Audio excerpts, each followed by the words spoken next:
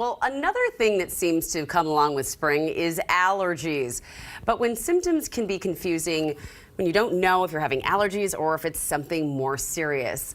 Dr. Jennifer Heydt from EvergreenHealth is here with some insight. Welcome to New Day. Thank you. We are so glad to have you here at this time because, everybody in this studio has been having allergy attacks. Yes, it is that time of year. It really is. What should people be thinking about? What do they need to know when we head into this time of year? So some of the most common symptoms of allergies would be things like stuffy nose, runny nose, sneezing, itchy eyes. And those things can happen year-round for some people too, depending on what they're allergic to.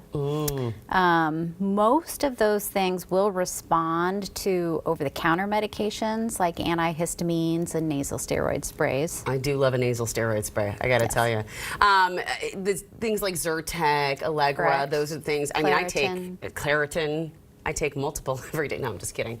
I don't. But I will say that all these things in conjunction sometimes work really well together, especially if somebody doesn't know that they're having a bigger problem, right?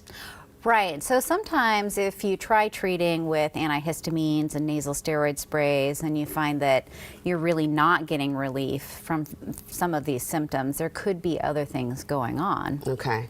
Things like what? Now, you and I were talking off camera about how I had the trifecta of things. I had deviated septum, I had polyps, I had all the things.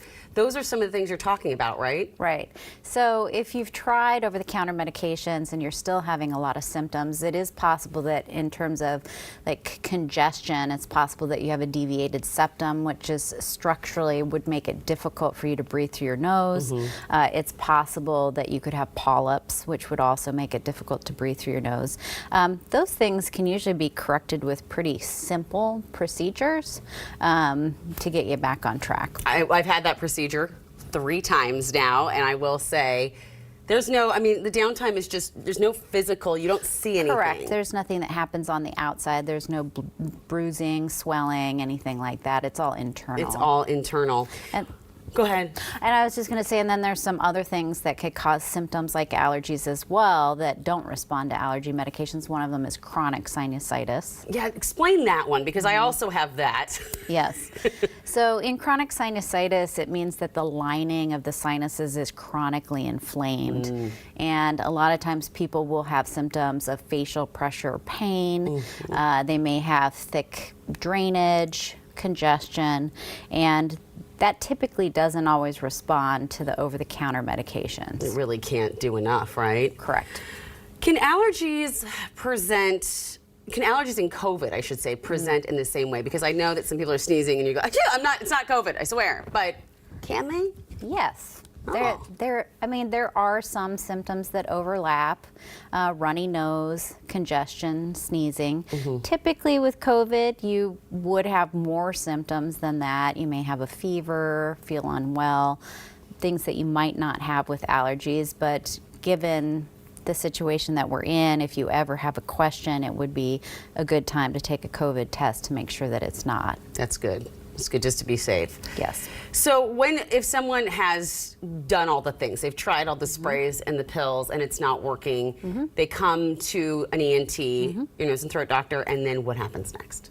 Well, typically we would do an examination of the nose to make sure that there's not something structurally abnormal. Okay. Deviated septum, sometimes the turbinates, which are the fleshy structures in the nose, can be enlarged and that can cause problems. So there'd be an exam.